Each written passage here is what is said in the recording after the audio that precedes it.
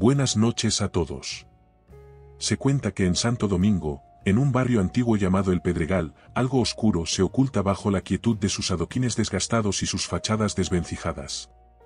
El Pedregal es uno de esos lugares donde el tiempo parece haberse detenido, donde las calles serpenteantes guardan secretos que nadie se atreve a desenterrar.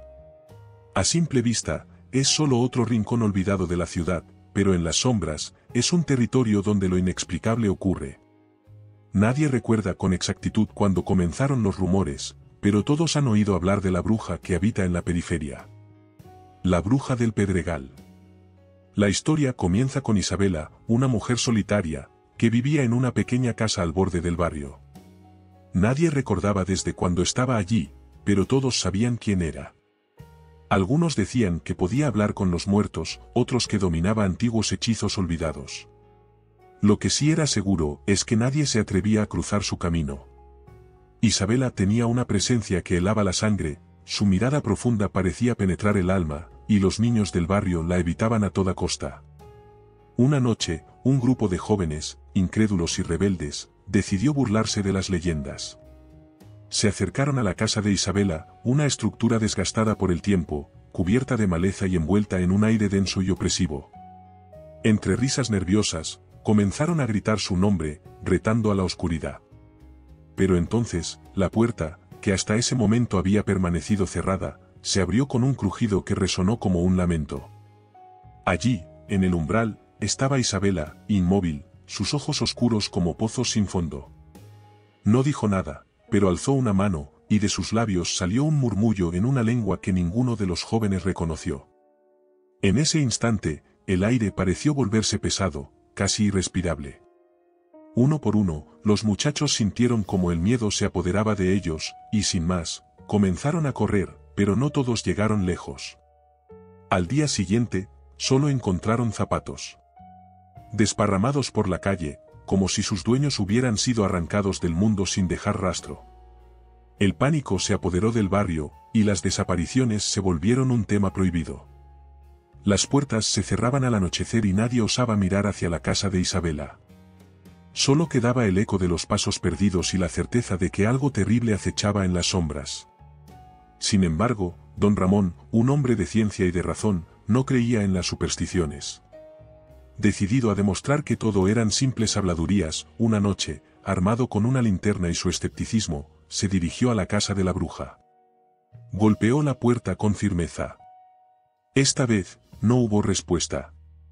Entró en la casa, y lo que encontró en su interior lo dejó helado. Antigüedades y objetos extraños cubrían cada rincón, como si el tiempo mismo se hubiera detenido allí.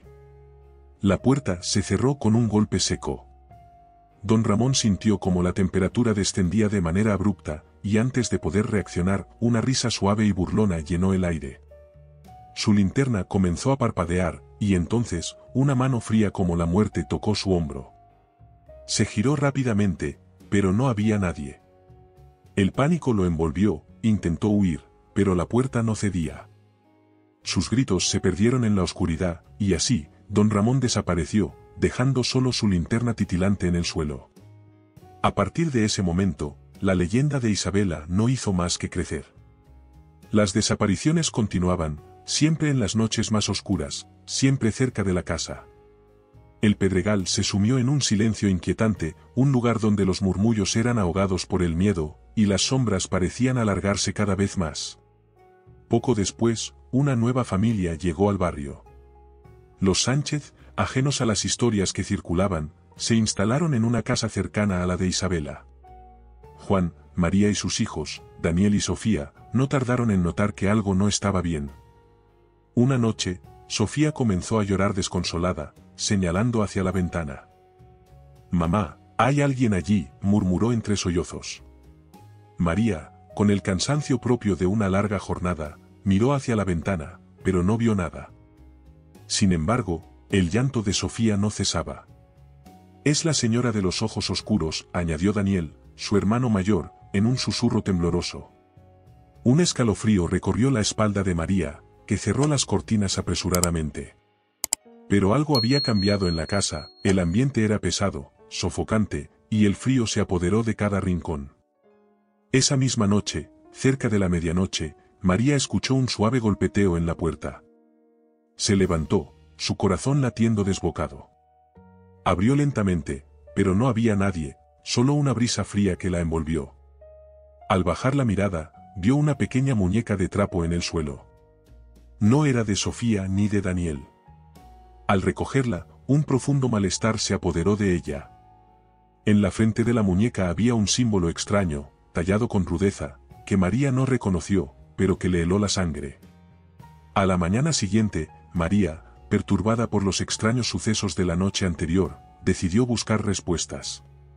Recordó que en el barrio había una mujer que conocía las leyendas mejor que nadie, doña Carmen, la anciana sabia del Pedregal.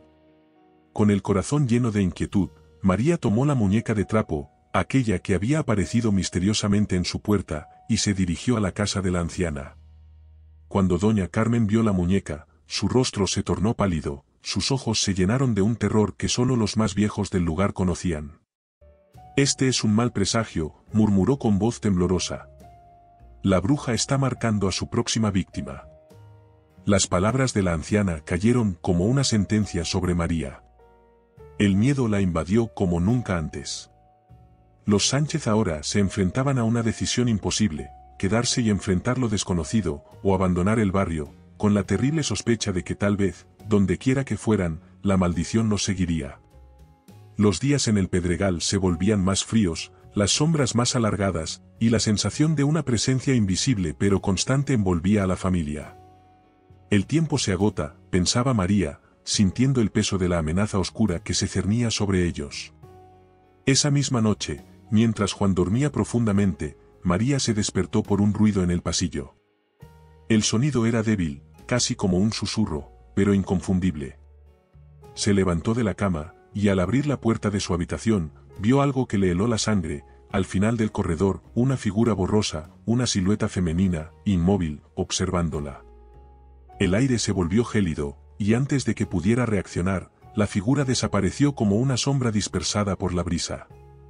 El terror que sintió fue indescriptible. A la mañana siguiente, tras esa aparición, Juan y María supieron que no podían quedarse más tiempo. Decidieron empacar todo lo necesario y marcharse de inmediato. Mientras Juan revisaba el coche en el patio trasero, Sofía, su hija pequeña, soltó un grito desgarrador. María corrió hacia ella, encontrándola en estado de pánico, temblando mientras señalaba hacia un viejo árbol al final del jardín. «Mamá, la señora de los ojos oscuros está allí», gritó Sofía con una voz quebrada por el miedo. María, asustada, miró en dirección al árbol, pero no vio nada. Sin embargo, el terror en los ojos de su hija fue suficiente para apresurar su decisión, debían huir, y rápido. Pero cuando intentaron poner en marcha el coche, este no arrancó. Juan revisó el motor varias veces, pero todo parecía en orden. Era como si algo, o alguien, no los dejara ir. Desesperados, se refugiaron en la sala, con todas las luces encendidas, esperando que la noche pasara sin más incidentes. Sin embargo, a medianoche, un nuevo golpe de horror los sacudió. La muñeca de trapo, la misma que Juan había lanzado al fuego horas antes, apareció en la ventana de la sala, intacta. ¿Cómo era posible? La arrojaron al fuego, pero esta vez no se quemó, como si una fuerza oscura la protegiera. Algo les quedaba claro, la bruja los tenía en su mira. Sin más opciones, acudieron a la iglesia del barrio en busca de ayuda. El padre Mateo, un hombre respetado por su fe y sabiduría, escuchó atentamente su historia. «El mal que los acecha es antiguo y poderoso», les dijo con solemnidad. «Debo bendecir la casa, pero sepan que esto no será fácil». Aquella misma noche, el padre Mateo acompañó a la familia Sánchez de regreso a su hogar. Mientras rociaba agua bendita y recitaba oraciones, una sensación pesada comenzó a inundar el ambiente. El aire se tornó denso, las paredes parecían vibrar y una presencia invisible llenaba la habitación con una energía abrumadora. De repente, una fuerza invisible arrojó al padre Mateo contra la pared.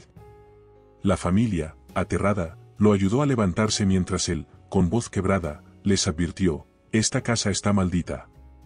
Deben enfrentarse a la bruja directamente, o jamás escaparán de su ira». Las palabras del sacerdote resonaron en el aire, y con ellas, Juan y María entendieron que no había vuelta atrás. Decidieron que, si querían salvar a su familia, debían realizar el antiguo ritual del que doña Carmen les había hablado. Con el corazón lleno de miedo, pero armados de una fe desesperada, se dirigieron al lugar más oscuro y desolado del Pedregal, el cementerio abandonado. Esa noche, bajo un cielo negro sin estrellas, se encontraron en el centro del cementerio, donde una antigua cripta se erguía como un monumento al olvido. Encendieron velas negras y trazaron un círculo de sal, siguiendo las instrucciones que doña Carmen les había dado. Mientras recitaban las palabras del ritual, una brisa helada se levantó, y entre las tumbas, un susurro maligno comenzó a alzarse. Las sombras se movían como si tuvieran vida propia, y de repente, la figura de Isabela apareció en la entrada de la cripta. «No pueden escapar de mí», dijo la bruja con una voz que parecía salir de lo más profundo del inframundo. «Sus almas me pertenecen». Sus ojos, negros como el abismo, destilaban odio. Juan y María, con las manos temblorosas pero decididos, continuaron el ritual. Isabela intentó romper el círculo, pero la sal la mantenía a raya. Con un último esfuerzo, pronunciaron las palabras finales, y la figura de la bruja se retorció, soltando un grito desgarrador antes de desvanecerse en una nube de sombras. Creyendo que todo había terminado, regresaron a casa agotados, pero aliviados.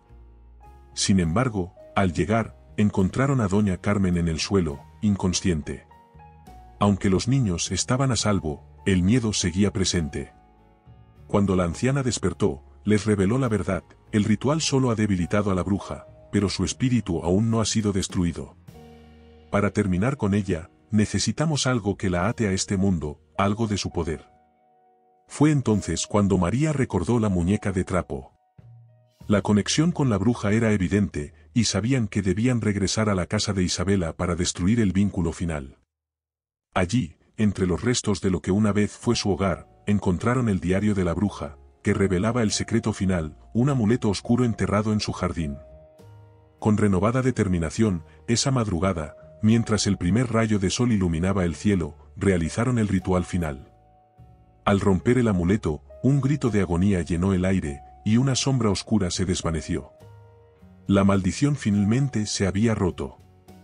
El Pedregal comenzó a recobrar su tranquilidad, pero la familia Sánchez nunca olvidaría las noches de terror que habían vivido ni la sombra de la bruja que había acechado sus vidas. Y así, amigos, esta historia llega a su fin, por ahora. Recuerden, hay secretos que es mejor no desenterrar y misterios que deben quedar en las sombras. Si quieres seguir más historias inquietantes, no te olvides suscribirte a Clave Oculta. Hasta la próxima historia.